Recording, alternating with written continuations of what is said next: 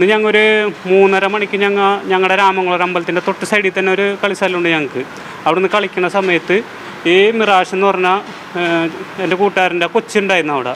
ഞങ്ങൾ കളിക്കണോടത്ത് വെച്ച് നിൽക്കുന്ന സമയത്ത് പെട്ടെന്ന് ഒരു 3 പട്ടി ചാടി വന്നിട്ട് അതിനകത്ത് ഒരു പട്ടി കൊച്ചിൻ്റെ ചെവിടത്തേക്ക് കടിച്ച് പിടിച്ച് കൊച്ചിനെ മറിച്ചിട്ട് സ്പോട്ടിൽ തന്നെ ഞങ്ങൾ കണ്ട് അപ്പം തന്നെ ഓടിച്ചെന്നപ്പോഴും ഞങ്ങൾക്കറിയില്ലായിരുന്നു ഇത്രയും മുറിവ് പറ്റിയിട്ടുള്ള ഒരു ഇഞ്ചോളം പീസാണ് കൊച്ചിൻ്റെ ചെവി അടർന്നു പോയേക്കണത്.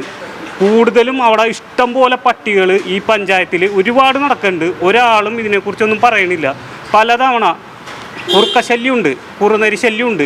പലതവണ ഇതൊക്കെ എല്ലാവരും പറഞ്ഞതാണ്. ഞങ്ങൾക്കൊന്നും ചെയ്യാൻ പറ്റില്ല. പട്ടീനെ എന്തെങ്കിലും ചെയ്ത് കഴിഞ്ഞാൽ അതിനെ നോക്കാനായിട്ട് പട്ടിയുടെ കമ്മീഷന്മാരുണ്ട്, പട്ടീനെ സംരക്ഷിക്കുന്ന ആൾക്കാരുണ്ട്.